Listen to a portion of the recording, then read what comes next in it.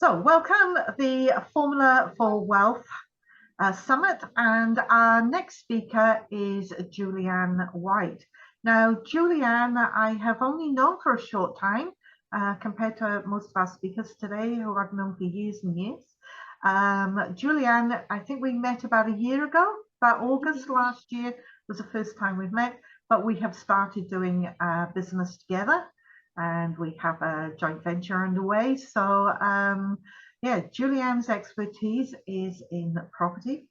As with all our speakers today, their bio is on the website, the Formula for Wealth. So if you want to learn a little bit more about Julieanne, then you can go on there and find that. And the video from this session will be available on my YouTube channel. So Julieanne, I am going to hand over to you, all about property. Thank you, Karen. I'm just going to start sharing my screen and then we will get started. 2 wee seconds. I think you can see that. Just keep me right at your end, guys, to make sure you can see it. Yep, it's just yeah. Yep. Perfect. Which way see if we can get this loaded there. First of all, thank you so much, Karen, for inviting me on here. I'm privileged to talk on here along with everybody else that's speaking today. So thank you very much for that.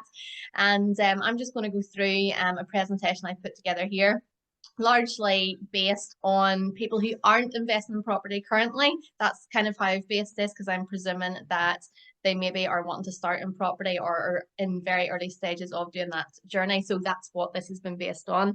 But yeah, I'll go through the presentation, and anyone who has any questions can ask them after that, obviously. So this is obviously the formula for wealth today that we're going to be talking about, and I did catch a little bit of Donna's talk this morning, which was fantastic, and getting everybody prepared, I suppose, in the right mindset for everybody else's talk this afternoon, which was a good start. So my main company that I have is called Method Property Solutions, and that is an award-winning property company. Just one thing I want to put in here is a little disclaimer, because people may be listening to this from various different places and countries, and so some of the large information is going to be the same, but it is very important, depending on where you're at, to make sure that you can do whatever type of strategy in your country, because laws and everything is different in different jurisdictions. So I just want to say that first before I go on. So this is the mission statement for our company is what I'm going to read next, and then I'm going to go through our background and experience, and then I'm going to go into different investment strategies, what they look like, what you can expect in terms of returns on your money and stuff like that.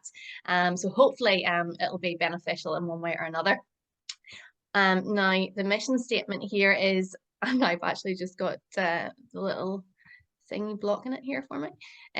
Our mission statement is: we provide an unrivaled wraparound service for property investors across property find, lettings, surveys, refurbishment, project management, funding and consultancy, sales for existing investors only. We provide solutions to property problems, and we have a method for all of them.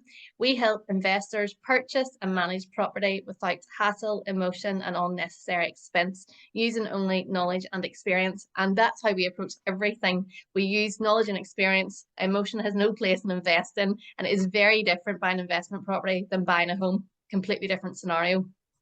So our background, just to let you know who we are and where we're coming from here. Obviously, I'm the managing director of Method Property Solutions, but I'm also a director of 2 other property investment companies and a partner in a property funding company based in the UK, but we can fund internationally as well. Method Property Solutions, as I said, provides an award-winning wraparound service to property investors, both NI, ROI and internationally. We have Chartered Institute of Housing qualifications, we've done our Royal Institute of Chartered Surveyors assessment, and 8 years of experience within the property industry. This experience and knowledge allows us to provide the full wraparound service to property investors. The talk Donna did earlier on hit the nail on the head with property side of things. Like, you can have as many qualifications as you want in property, but it all comes down to experience. That is the most important thing. So yeah, experience counts for everything. So a list of our services again there is property find or sourcing, property funding, surveying, refurbishments, lettings, consultancy, and sales. So in terms of actual experience here, just to give you guys a bit of a background, I have personally managed over 125 developments and over 6,000 properties over the past 8 years. I have surveyed the biggest and most prestigious apartment blocks in Belfast, as well as countless other properties, both for investment purposes and as family homes. The only service we provide general property buyers for homes is surveys. That's generally it. And we've managed various projects from 20,000 up to 750,000 across Northern Ireland, each unique and ranging from simple 2-up, 2-down refurbs to period property renovations and remedial works to apartment blocks. We have built a strong contact base across various areas in the property world, both geographically and metaphorically. Okay, so types of investors we work with. We work with a range of different people with a range of different aspirations and goals, from first-time investors to investors that have specific strategies that they love, that they will only do those strategies. People who want complete hands-off investment, people who are really ambitious, who go for high risk, high profit, investors who want to change strategy with current property, but they just don't know what and how, investors with very little capital, and investors with both assets and capital to go on to buy more. Okay, so one of the biggest questions we're always asked is, how can I invest in property? From people who don't do it yet. Everybody always has an interest in property because they see other people doing it and they wonder, how are they getting started? How could I do this? So there's actually 62 property investment strategies in total. Now, I am not going to go through 62 today because, well, I couldn't even do it on one day because it's too many. But there's so many strategies. And honestly, the average person maybe knows about 1 or 2 and that's it. Isn't that fascinating to think that there's 62 different ways to make money from property? Like, that's just mind-blowing. But anyway, the main question that people say is like, well, how am I going to finance it? So like the 4 main type of ways that you can finance property is equity release. And I'll talk about these like going forward, but equity release, alternative finance. So bridging finance, development finance, or commercial loans. Family members, it's not very common to be honest with anybody I deal with, but a lot of people have family members who maybe have a lot of capital that they're happy to give them for a really low interest rate, or buy-to-let mortgages obviously too is something that's very well known. Sorry, I keep on putting the Zoom screen in front of what I'm reading. That's kind of annoying. Let me see. Okay, so the main question that people getting into property, depending on their background, will ask me is, how can I invest in property if I have very little upfront capital? And I know there's a lot of people who say no money down investing and stuff, but even the most simple type of investment will involve some type of money, whether it's just to pay for legal fees. Do you know what I mean? There is some element of money. I feel it's always involved in that. Whether you can use other people's money for deposits and stuff, you will always need some sort of thing to even pay for a contract to be set up or something like that. So, here's a case study I've put together for an average couple who I've dealt with in the past. Okay, they didn't have any capital. All the money that they were making, they were in good jobs. The money they were making, they were using to pay the bills and whatever else. So they didn't have a lot of money to kind of put aside to save up or whatever else they wanted to do, as they thought, to get into property. So this case study is very simple. So a couple had a mortgage on their home of £160,000. However, their home was worth close to 295. So they had obviously a good bit of equity in the property, and they were able, from that amount, comfortably to purchase 3 standard buy-to-let, simple 2-up, 2-down properties, terrace houses, without using any of their own money. Utilising the equity in a current property is one of the cheapest forms of borrowing right now. In comparison to looking at different types of finance that you could get, that is the cheapest form of borrowing right now, unless you have a relative that can give you money and is not going to charge you any interest, which would be really unlikely. The couple is able to purchase the 3 buy-to-lets, costing around £75,000 each, and this is based in Northern Ireland as well, I would just say. And each of those buy-to-lets would be bringing in £675 to £750 a month, giving them a total monthly income. Sorry, I've blocked my screen again with this, which is really annoying. Giving them a total monthly income from the investment of £2,075 to £2,250 per calendar month. They will have to deduct the mortgage costs, obviously, insurance rates, etc. at a total of approximately £1,210, leaving £865 to £1,040 per calendar month profit. Now, who wouldn't want that extra income every single month? And this is something that they've been able to do without their own cash. They're releasing equity in their own home, which is allowing them to buy these other properties, which is generating them a profit of between £865 to £1,040 per calendar month. For me, that's a no-brainer. I cannot see why more people are not doing this. You know, in terms of the risk and everything as well, it's one of the more low-risk types of things to do. And I think a lot of people, if they're new to it, they managing a property and stuff can put them off, but you've got property agents, letting agents to do that for you, so you don't necessarily have to be worried about that. So the same equity principle applies to people if they have maybe a home and another investment property or two. You can still leverage any property that you own that has any equity. You can use that to purchase more property. And it's a great way to get started if you've got very little upfront capital. So that's a very interesting thing that I think everybody should consider that isn't investing in property maybe right now, hasn't got a lot of money. They should look and see, how much is my home worth? How much equity is in it? Can I release that? Yes. And can I purchase other property to allow me to extend and grow and start even my portfolio?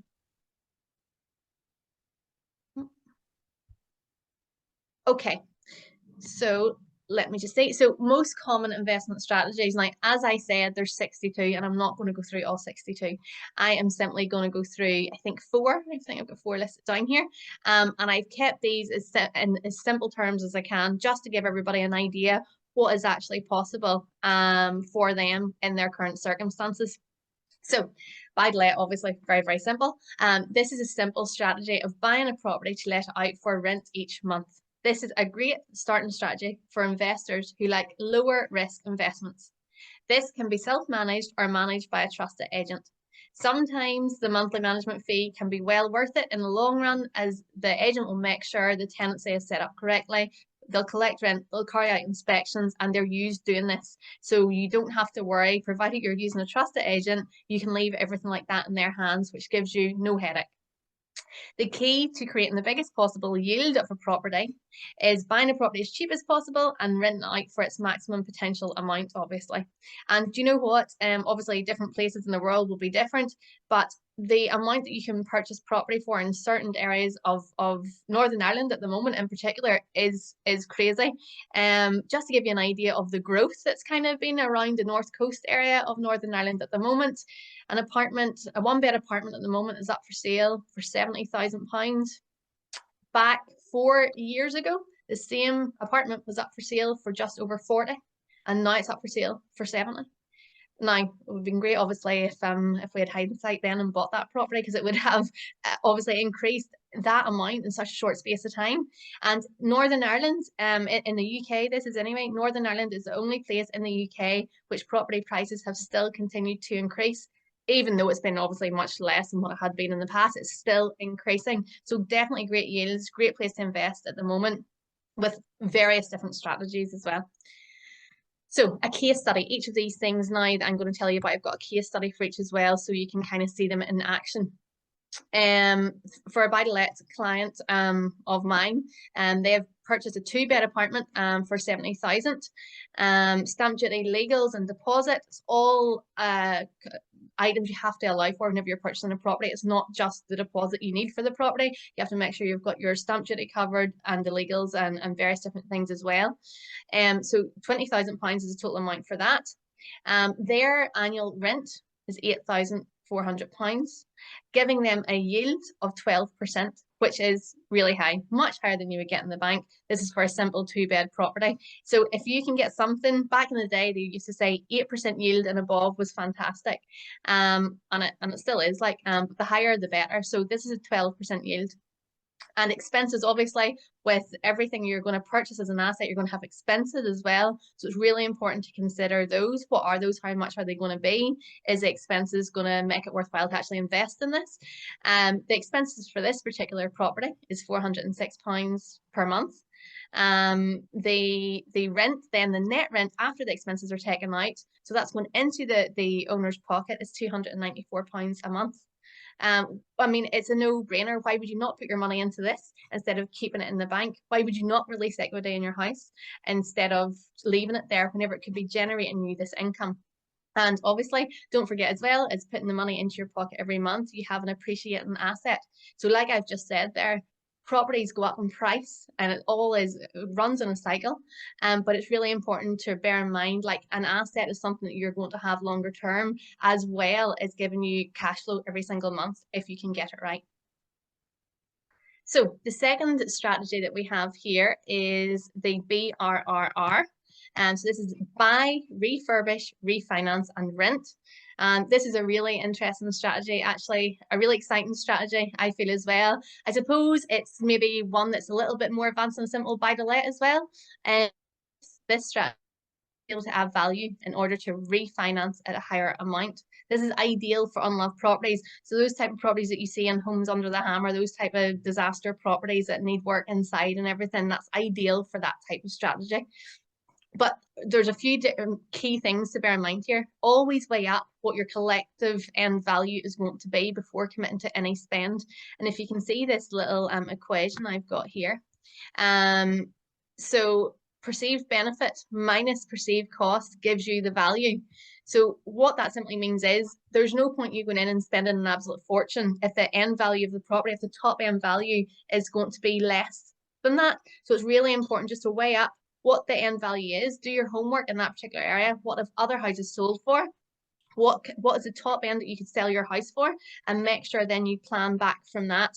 I've saw clients in the past come to me after trying to do a project like this themselves. They've overspent, the property's never going to be worth what they thought, and it's been a complete waste of money. So what I would say with everything is always do your homework first before you decide what strategy you're going to do, where you're going to do it. Location is something that's so paramount for different strategies as well. What might work one place might not work somewhere else. So it's really important to do your homework. And as I've said here, hire a project manager, especially for your first project, because it can be really stressful. You really do need to know what you're doing. And attention to your budget, as I said, is key here, as is time scales and end values. Really important to get all of those things right to give you a really good project at the end. And for this particular one, we said before there was different types of ways to finance these different strategies. Bridging finance can be very beneficial for this type of strategy.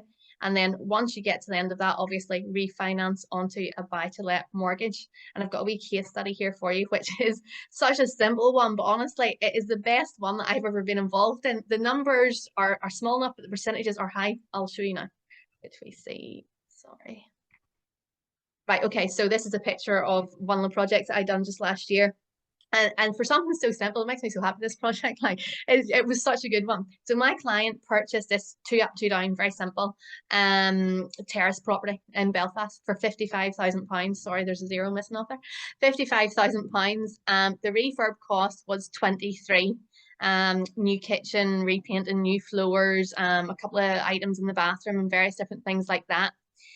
The refinance figure, right, for the mortgage company once we were finished was 105,000. So 75% you have to leave in, you know, or you would take out, sorry, 25% you have to leave in there because it's a buy to let.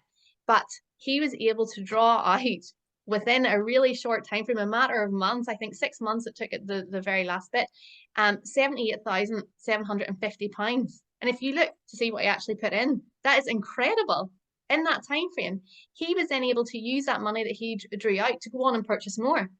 And the rental amount per calendar month, he's getting $725 a month for that property for a simple 2 up, 2 down in Belfast. The yield, obviously, is 15.8%, which is fantastic.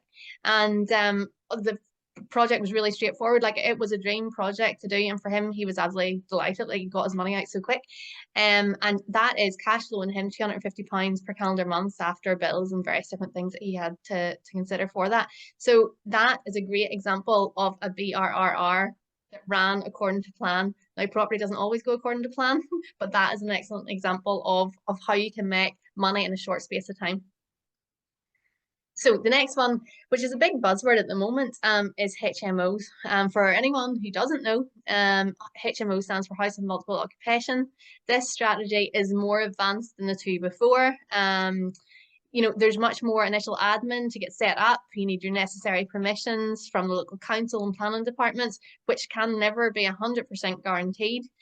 So as with all property investments, it's best to have at least two options with property strategy, because say, for example, you buy a property to do HMO and you can't get the permission, then unfortunately you have to have a plan B or what you're going to do with that property. I know at the moment I'm dealing with a good few in Belfast at the moment, and even though the planning departments are passing them because they meet planning requirements, the local councillors are making them, they don't want them there, so they're refusing them, even though they meet the planning requirements and planning have said yes.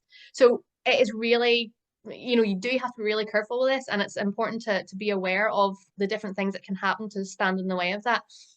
But the cost of a HMO conversion is much higher than it would be for an average buy-to-let.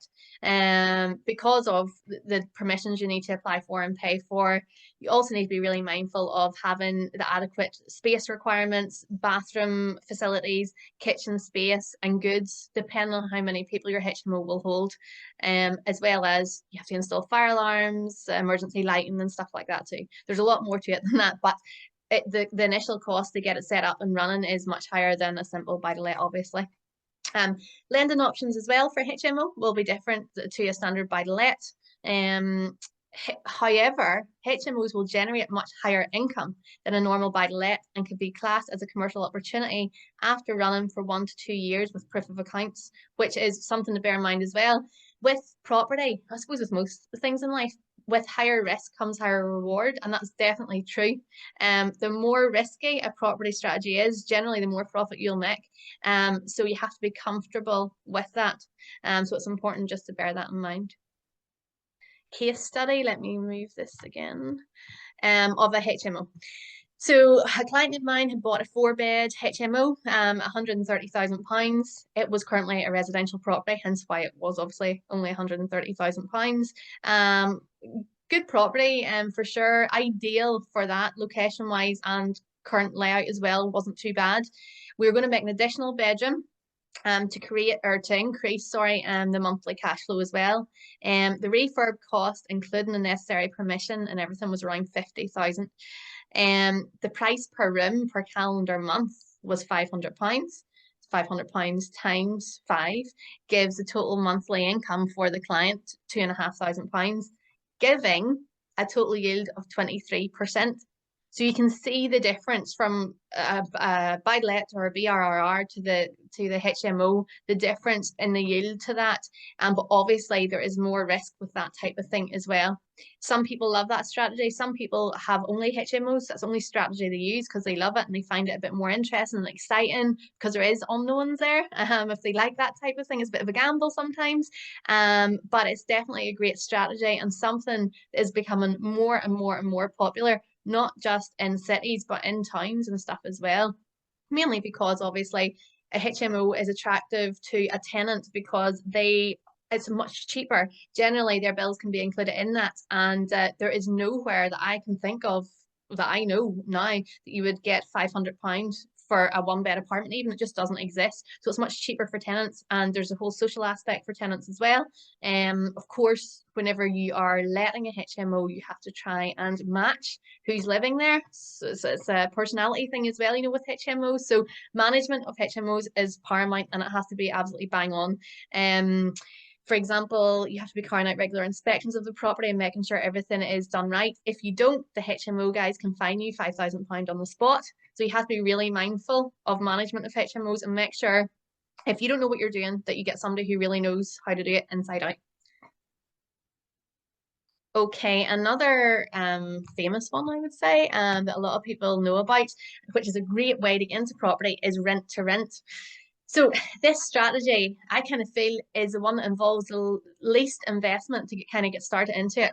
Hence why it's a great pathway to start into property investment. So just really basically, you rent a property from the owner, an agreed amount per calendar month, and anything that is above that is your profit, obviously minus the bills and stuff as well. This is a strategy that is becoming very popular in the short-term rental market, with some rent-to-rent investors making around £1,000 per calendar month per property after expenses. there's so many reasons why this is attractive to somebody who owns a property. For example, a recent client that I had heard of he had had enough of tenants in a property. It was a simple, he just rented the property out to a family long term, but each of the tenants that he was getting in was destroying the property, and he just could not be bothered having it anymore. So he had saw someone's ad on social media about doing rent to rent. And so he reached out and contacted the person and had agreed, look, if you give me X amount every single month, you can take the property, you can let it out for short-term lets and keep the rest. As long as you give me the X amount, you can keep the rest. So that is a strategy that lots of property owners who just don't want hassle is actually going for. And of course, it's beneficial and win-win for everybody. It is essential, though, that appropriate contracts are drawn up and signed between both parties to just safeguard and make sure everybody's kept right. Rent to rent can also be used for HMO purposes too. It's not just for short-term lets, it's not just for long-term. You can do HMOs from that as well. So my next little section here, sorry, I'm going to go back one, is about property funding. Obviously, I'm a partner in a funding company, and so a lot of property investment strategies need lending that is alternative. Banks simply mainly are all tunnel vision, and they can't comprehend necessarily different creative strategies. It's just not something that they would ever fund. So alternative funding companies has a big part to play in property investment for sure. So this is just about property funding and what lenders actually look for. And there is four main things as I've seen it in my experience dealing with it. Lenders want clients to be upfront with their finances. If you've had a missed payment, if you've ever been bankrupt, lots of different things. It is best to make that known at the very start of the process. Otherwise, it creates distrust. I'll give you an example of something we were dealing with recently. Client who came to us, they had a lot of assets, they had a lot of experience as well, but there was a time where during the crash or whatever, they had lost a lot of stuff. They had actually became bankrupt, which is not a problem at all, as long as you're upfront with it, because lenders see it as if you're trying to hide that back, there's a reason behind it, and it makes you seem dishonest. So the process had carried out once we were going through and doing the checks, financial checks on the person, obviously, we were able to see then what had happened, and it just made the situation very, very, very unfavorable. However, had that person have said at the very start, like I was bankrupt then or whatever, provided there's a long enough time frame from that, that wouldn't have been a problem at that point. So it is really important to be very clear at the start if there's anything that you need to say. The second thing, get a clear list of all your assets that you own. Have this clearly laid out to include any outstanding amounts, dates when they were acquired, folio numbers, maps, etc. You would not believe the amount of people who don't know what they own. I know it sounds really silly, but it's so true. Once you start acquiring properties and various different things, whether you're investing in stocks and shares, all of these different things, any people who have copious amounts of things have not usually got it documented in one place, which might sound really funny. And I can't understand why people don't do this, but the biggest delay whenever you're looking for alternative finance is getting your SALI put together. So your assets, liabilities, any investments, any expenses, that is the biggest delay in getting this put together. So if you're considering ever getting property funding, or even just for yourself to see what you own in one place, please go to a professional and get them to put this together for you. Honestly, it will save you a lot of time and hassle whenever you really need it right then. And it's a document you can keep forever as well. So I'd highly suggest getting that done. And then have a clear exit strategy determined and a plan B. So whenever you're looking for alternative finance, if you have not got a clear exit strategy, you're not getting that money. That is one of the main things at the start. Whenever you look about giving anyone money, you need to know what their exit strategy is. And they need to have a plan B. As I said previously there, you should always have at least two options with a property. Otherwise, you can leave yourself in a bad situation. So make sure you have a clear exit strategy determined, written down, planned out, and everything. Which leads on to the next one, which is know your numbers inside out. If a lender detects a hint of uncertainty or fanciful financial information, it will make them pull out of the deal. And honestly, you know, lenders will have been dealing with this type of alternative finance for years. They have saw all the tricks in the book. Like, you cannot come in with fanciful information and expect them to believe it. Sometimes they'll just get their back up and they'll say, no, look, we're not dealing with it anymore. So make sure you have done your own homework and you know those numbers inside out. So if a lender quizzes you on any of it, you have an answer for them straight away. So when is a good time to start investing in property? Now, right now, it is.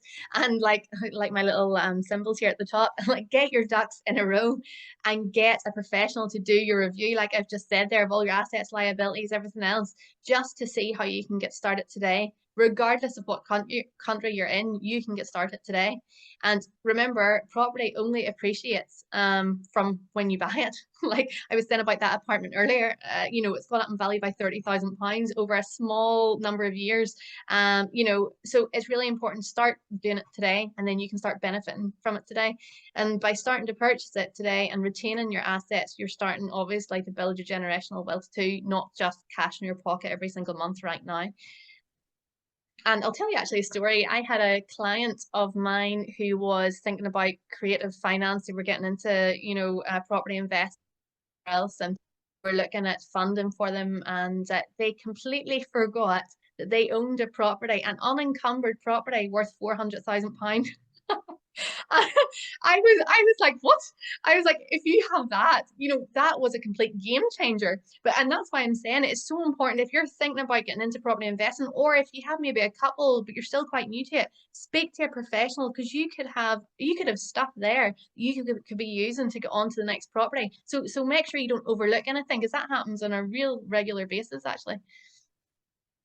Okay, and then key points to consider. This is like one of my wee finalizing bits here. Key points to consider whenever investing in property. Start now, as I keep saying. There is no time like the present, so the sooner you start, the sooner you'll be making money. One thing I would really like to highlight is always have a survey carried out before purchasing a property. I can't stress that enough. I honestly think that's fundamentally the most important thing that you will ever do. And I will give you an example here. I haven't got it written down, but I'll tell you. A client of mine last year, before they were a client of mine, had purchased a property cash. And properties only go for cash if there's a problem. You know, it won't ever go for cash if it's hunky-dory. But anyway, they purchased it. It was their first property investment. They hadn't even bought a home before. It was the very first property they were ever buying. And it was a disaster. And that's putting it politely, from start to finish. The things that were wrong with that property, I'll give you a couple of examples. There was a water tank in the property. So if you can imagine, this used to be one big building, but then it was separated off into different apartments. Okay, so it was apartments now, but the water tank for 2 apartments below was in his property above, and there was no rights of ways, no easements, no nothing. And that was where the 2 apartment below's water supply was coming from, was within his apartment. There had been a situation where a pipe was leaking, somebody had fell on it and slipped and took a claim, even though it wasn't his water tank and it wasn't supplying his apartment. The insurance claim came off him. And all these things sound so silly, but I'm telling you, whenever you're going to look at a property, the average person would not even consider anything like that. So you really have to know what you're looking for. Get the survey carried out, because honestly, it will save you a fortune in the long run. Really beneficial. Use an experienced and trusted property professional to help you with your journey. This will enable you to have the smoothest property journey and will help mitigate any major downfalls. Nail down as many details as possible, and I can't stress that enough either, especially in renovation projects. Be really thorough, as thorough as you can be before completing on an investment, or entrust this to a property professional. Not that tradesmen are dodgy in any way or anything like that, but having details down there in writing that both people have looked at and have agreed to will make all the difference, and can make a massive difference to your budget. Honestly, get that done. I've saw this too many times in the past, where people maybe go and want to get a project started, but they haven't had a definitive list of what exactly is supposed to be done. And then at the very end, people will say, oh, you know, I went and asked somebody to do a project, but they didn't do X, Y, and Z. And I'll always say, where's your schedule of works? What was agreed? They say, what's that? I haven't got that done. So it's so important to have every single detail down there, because it will protect you, makes you seem more professional. The contractor knows what's expected of them, and there's no ambiguity to anyone at any stage. Then the next two wee ones, sorry, that I have there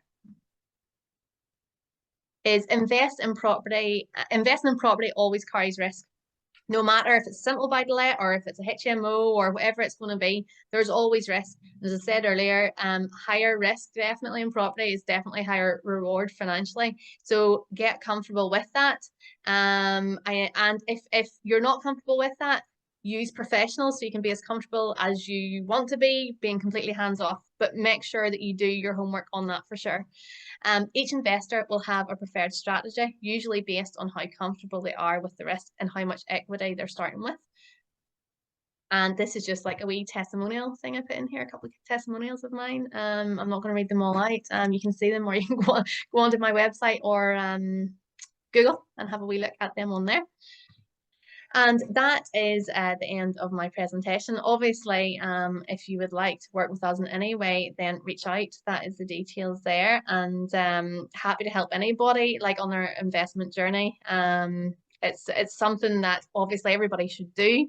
It's a very exciting journey as well. Like, it's not just all boring and numbers. It's really, really, really rewarding. And whenever you can get a portfolio built up to a certain degree, some people have, as I say, all the same things. Some people have a few different types of strategies they use. But honestly, like, the amount of income it can generate and the appreciation on the assets as well is so important. But do your homework. Make sure whatever strategy you like is going to work in that property, in that area. Because as I said, not all strategies will work in all areas. You know, if I want to do short-term lets, I'm not going to have it necessarily in an area which has no other short-term lets, has no facilities, isn't going to be attractive to anybody. So it's important, do your research on the area to see what's going to work best as well. And if anyone has any questions, I am happy to answer them. Do you want to, yeah, just thank you for that, Julieanne. So yeah, wealth of knowledge there for you on property. Now, obviously, property is a big part of my portfolio, but there's a couple of things that Julieanne mentioned that I wanted to just talk about. Not quite, well, it will sort of, we've been discussing here, Julieanne, rather than questions, because we are a small group today. So you talked about the emotion of buying a property. Mm-hmm. So the very first property that we bought in the UK, we actually lived in it, right? And it was always bought as a rental property. And I remember being in work and I got the phone call off Ron to say, hey, this property's going through. And people were so excited because I was buying a property and they were saying, well, tell me, what's it like, this, that, the other. I had not stepped inside the property. I hadn't seen it at all. And nobody could understand why I would let my husband go and buy a property without me actually having a look at it, even though I was going to be living in it short term. And I was trying to explain that it was going to be a rental property. We had come over, I think most of you know the story, that I'd come over really quickly to the UK because my mum had died and then I lost 6 members of my family in 8 months. And we were living with my stepdad. This property was directly opposite him. And so we wanted something that was close by to my stepdad, but we knew that it was going to be a rental property. It was just a stepping stone for us. And I think that's a really important thing, is that emotion, people still put that emotion into wanting to buy a property, and it's not, it is an investment. You know, I know people get excited when they buy their first shares or they buy their first bit of gold comes, but the emotion, you have to take that out. Kay, you had your hand up. You were going to say something? Yeah, I wish I'd understood that earlier, because I did something similar. So I still own the property that I bought 20 odd years ago, and I rent it out. And at the time, my friend's boyfriend was a property developer and he owned a lot of property. And I always bought that knowing I was going to rent it out, and then ended up living there 5 years because it was so near town, and it used to be like everybody's where everybody stayed at weekends. But he said to me at the time, buy the one opposite, because there were more than one. He says, don't even go in it, just put a for rent up and just do it. And I didn't have the guts to do it. And to this day, that was before, back then there was a massive boom where houses doubled and tripled in like a year, like it was crazy. If I'd have done what he said, financially, my life would have looked a lot different. And sometimes it's getting that balance, isn't it? Where's the balance between taking a risk, because there is a little bit of risk involved, you know, isn't there? And kind of overthinking. So I thought to myself, right, no, I'll buy this one, I'll just have it for 12 months and I'll do it up a bit, and then I'll buy the next one. And that happened, like nobody could see that coming, what happened, where the prices went crazy. But I could have bought that house. I bought that house for £40,000. And in the space of 18 months or whenever it was, they'd gone up to 110. Yeah. But back then, that I'm talking like 20 years ago, that even the one I bought, I did buy one for 40, which was amazing, which I still own, and I think it's worth about 160 now or something. And the rent, I've pretty much no mortgage on it, and I've now used that to invest with Karen in a, you know, the some of the rent to get another property and stuff. But what would you say, where is that balance? How would you tell, like, to take a risk? Because I know you mentioned, I have been listening, I've been eating, sorry, so I've had my camera off. So right at the beginning, you mentioned about using your mortgage. So for me, I feel a bit nervous about this because I've got like a bigger property, a lot bigger property now that we live in as our family home. And so where's that balance between thinking I'll take some out of this to do another, because obviously we've got quite the mortgage is going to go up and everything else, and then you've got more risk. Where is that sweet spot? What is the, like, a formula? Like, where is the point where you think, yeah, it's safe to do this or not do that? Or is there an amount of equity you need in the house to be able to do that? I honestly think, like I had said there, like different people have different risk levels that they're happy with. Some people, like there is a scale actually, I've used it before, from 1 to 10, and do you know what, I can't even remember the name. It's like a special scale that you use to do with risk, and like depending on how much risk that you are happy with will depend on what type of strategy you're even attracted to. For example, I will not go into all the details, but title splitting is a fantastic strategy, which I was going to talk about, but I didn't because I didn't think there was enough time. But that's a high risk, high reward strategy, so that will only attract certain people. For you, for your mortgage, honestly, at the minute, the cheapest form of borrowing is going to be releasing equity from your property. Like it is, if you take into consideration, I don't know, if you're going to go and get a buy-to-let mortgage, it is going to be much higher than that. So obviously, the higher your outgoings, the less money you're putting in your pocket every single month, you know. So you have to be really careful about that. And in terms of releasing equity, obviously, it depends on, you know, how much of a mortgage have you got? Is the property completely unencumbered?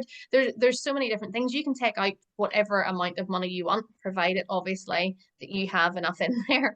And it just depends on what strategy you want to use to invest in the next one. But if you're sitting there, if you think about it, if you're sitting there with a lot of equity in a property, you know, you could be using that to make money. So it's such a simple strategy for people to use, that they've got the money sitting there and they just don't really, they never think, goodness, I could actually use that to actually pay off. Like that could help pay off your current mortgage and get another property, which is going to be another asset as well. So whatever you're most comfortable with is my main bit of advice. Like, because I know there's some people I deal with, and they're, you know, certain strategies, they say, you know, I couldn't sleep at night if I did that. Like, obviously you need your sleep, so like don't ever be doing anything that makes you worried to that degree. But that's why it's great that there is so many different strategies, because there'll be something out there to suit everybody.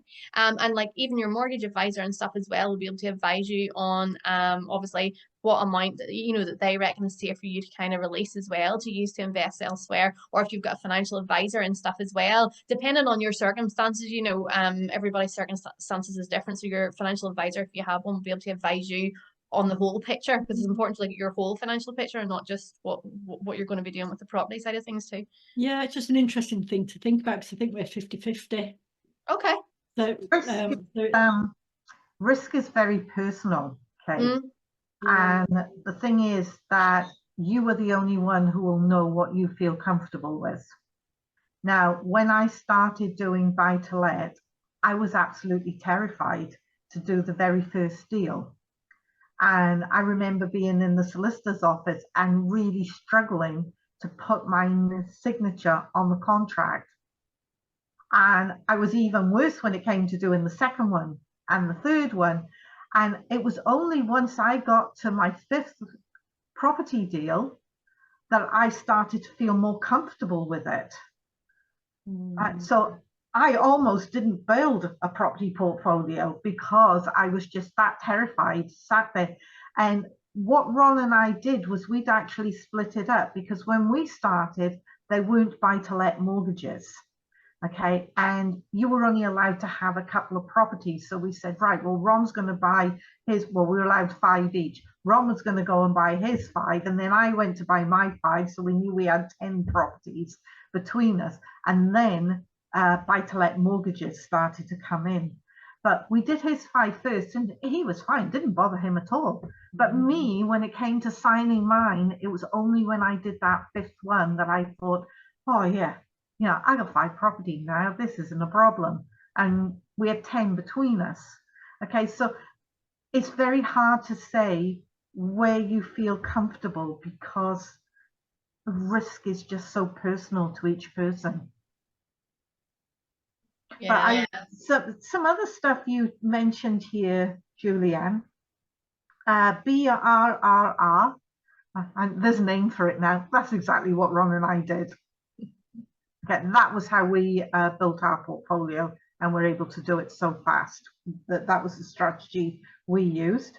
I didn't know there was a name for it until about a year ago, when I saw somebody talking about BRRR, and I thought, oh, I've never heard of this before, I better watch it. And I thought, oh my God, that's what I was doing. You created it. It's just a name for it. And then the other thing that was quite interesting is the rent to rent. Now, I have not done rent to rent.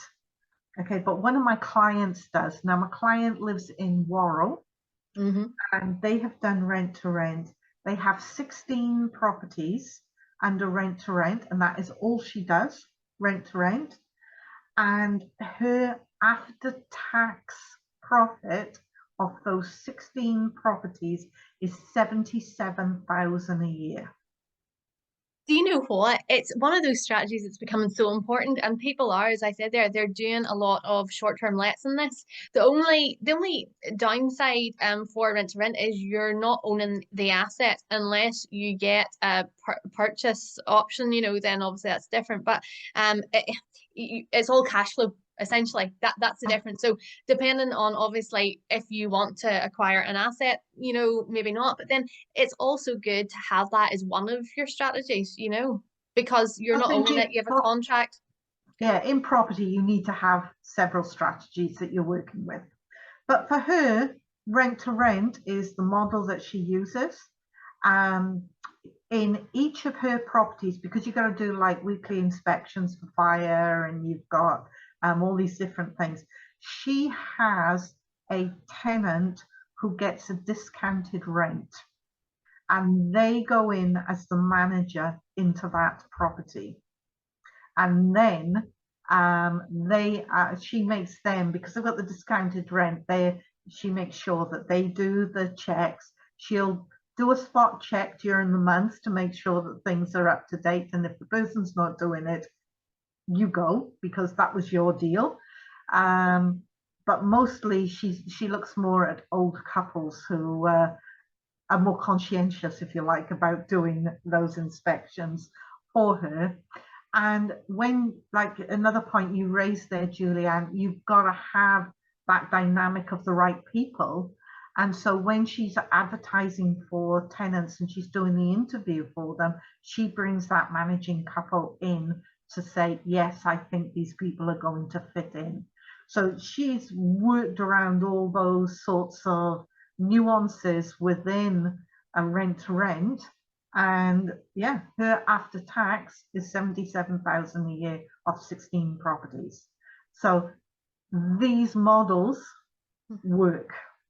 And do you know the beauty of the rent to rent as well? Like I was saying, it is honestly, as far as I can think anyway, you know, it's the best model in terms of amount of cash needed to start because you're not having to put a deposit down. The only thing that you'll have to do is buy furniture, you know, if you're going to furnish the place and stuff, depending on what way you're going to do it. Some people don't. If it's just going to be a general rental, they'll not. They'll leave it unfurnished. So you can start that with very, very, very little money. So it makes it even more attractive as well, doesn't it? Yeah. I will say, however, that she has gone in with money because Okay. what she does is she buys she rents a 5-bedroom property and then she converts it into she pays for the conversion. So Okay. the owner of the property has to agree for that conversion to actually be done. So there's a lot of relationship trust that she has to have with the person that she's renting the property from. They have to trust her as well. So it's all relationship work, and a lot of it.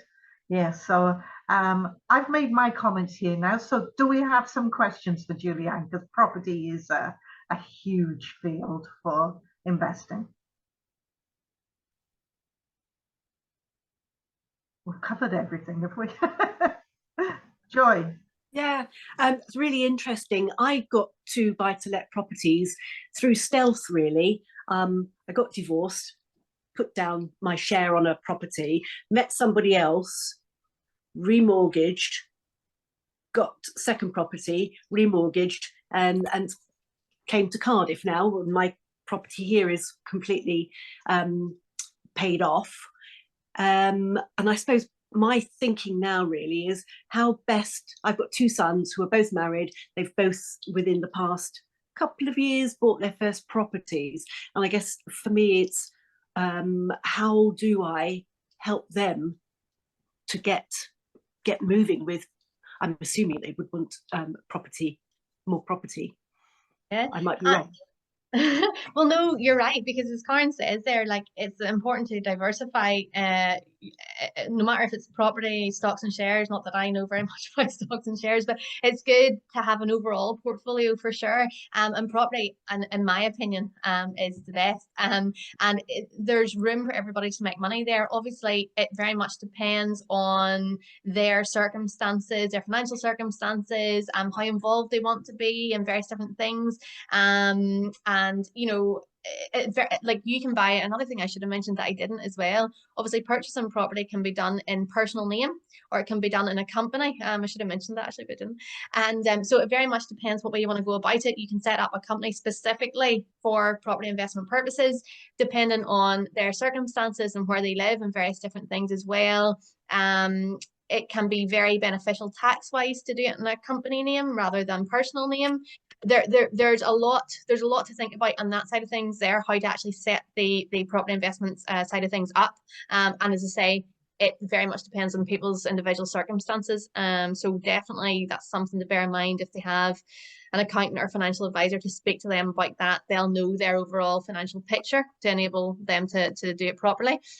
And really, it depends how hands-on they want to be. Do they want a property investment strategy that they need to be there all the time, or do they want to give it over to professionals to manage it for them? Most people who are obviously really busy and have cash there, have something there to put towards it, they want complete hands-off because they don't have the time. They just want to be able to invest their money and obviously see it working for them every month, and then obviously an appreciation as well. So it really depends on the risk side of things as well. How much risk are they happy and comfortable with? A good place to start is always a simple buy to let. You know, it's easy to grasp that concept. You know, provided it's purchased at the right price, provided it's managed properly, it's something that will give you probably the least amount of headaches out of all the different things. Some people love headaches, like me, and some people don't.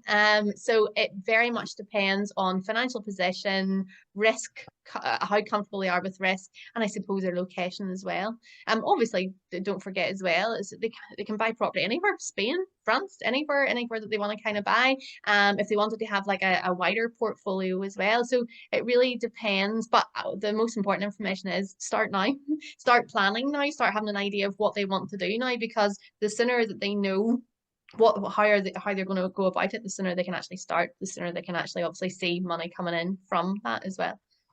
Joy, also trust, because of your age, and if you want the kids to inherit what you've already got there, you can always put it into a trust, because trust can buy property and they can be a beneficiary of the trust. So if you want me to connect you, do you know Tony Thomas? No. I'm going to connect you with Tony. He's a specialist in that area. He'll be able to talk you through that. But trusts are a good way, because you set up who is going to be the beneficiary of that trust.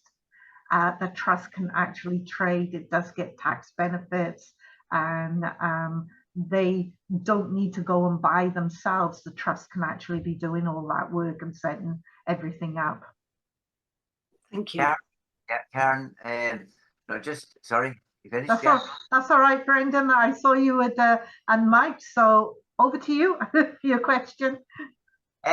Yeah, I have some property as well, and I bought some property in my own name, and I actually then rented it out to one of my companies that I had. But then actually that company, I bought some more property in the company's name, but I found it not a very easy task, in the sense that I was VAT registered, that company was VAT registered, and it ended up every money that I got in and any works, I was able to claim VAT all right, but then I had to pay VAT. I didn't find it, well, my accountant anyhow, we eventually, that company got it deregistered, and I got the property deregistered of that, but it was a kind of a bit of an awkward tie-up we found. And the other thing is this, that I found that commercial property was, that lady said there about headaches. The headaches are grand, provided that the headaches are sometimes there to deal with. But I found that some of my property was a good bit away from my home, and some was domestic, and there would have been problems in it, and you're going to call at 11 or 12 o'clock at night that there's a door broke or a lock broke or a tap leak, whatever the case may be. Whereas I had some commercial property rented, and you never get a call at 3 or 4 o'clock in the morning, and I find that there's very, very little problems with commercial property compared to domestic property. That's just my take on it. You are completely right. I mean, yeah, funny enough, I've got an offer in for a commercial opportunity in Belfast, in the centre of Belfast at the minute. And it's not normally, I'm normally all residential. Never would normally be too bothered about commercial. And I tell you what I find about commercial is, you're exactly right. Far less headaches. Definitely, because here's the thing, commercial property, you're dealing with other business people. They think differently to a tenant in a residential property. If you have a commercial tenant in the agreement, if you're letting the property out to commercial tenant, they're responsible for the upkeep and everything else, whereas residential property is different. But honestly, you're exactly right. The thing that kind of puts me off commercial property a bit is the returns are much less than in residential as well. So that's the same thing again, hassle wise, commercial property is less hassle, but there's less return on it. So it depends what you value more. Are you looking for the higher return, or are you looking for like the lower hassle? It's all of just finding out what is best suited to you, because everybody's different. But you're right, the difference between commercial and residential property is really obvious, and the difference is really, really clear. And that is, you were saying, living really far away from the property and getting a call at night and stuff like that as well. That is why, you need a team. If you're a busy professional who has other businesses and are wanting to invest in property to make money, you really need to be entrusting the management to an agent, because it saves you all the hassle. And honestly, see, in the long run, I've got lots of clients who'll come to me to find tenants, then they want to manage it themselves. And I'm telling you, it's not even funny. Like, but I say this to them all the time. I always say, "Are you sure you don't want me to manage it?" And they say, "No, it'll be all right. It'll be all right." And then something will happen, like there'll be some issue with the roof, or there'll be this, or there'll be that, or there'll be the other. And because they haven't managed it properly, it costs them more money than it would if they'd have paid me to manage it from the start. And we always laugh about it, but they do it all the time. And it's up to them. I'm happy either way, whatever they want to do. But I think it's always about thinking long term, isn't it? Like, even Yeah, if some might go on ahead. sorry, but you know, like with any property, I think location is a very important. Let it be commercial or probably or the residential property. And I know myself with commercial property, I certainly wouldn't buy something way out the country that was going to have a small income. I certainly, if I was going commercial, I would have it in a town centre, have it somewhere where there's going to be a lot of footfall, and there was going to be a good return. Whoever was going to rent the place off you, that was not going to be out in the middle of a country that, you know, that there was going to be very little hope of ever renting it. So you know, you can buy cheap property in certain places, but you will only get a small rent. Like now, I have where I have a good property beside a shopping centre and things like that, and it's actually a casino at the moment, believe it or not. But I have it rented for the last 14 or 15 years, and like, I mean, you know, most people wouldn't even. Most people, if you're working for half of what I would be getting for rent for it, sort of thing, you know. So, like, I mean, it's a fantastic business, I find, anyhow. Like, and I mean, as I said, the way that I look at that, it's great if somebody else can make money by you rather than making it yourself. That's so true. Right, so is there any more questions for Julieanne? No, Julieanne, thank you very much. Did you want to put your contact details in the chat box? Yeah, sure. And once you put that in, I will stop the recording so it's people can access the information.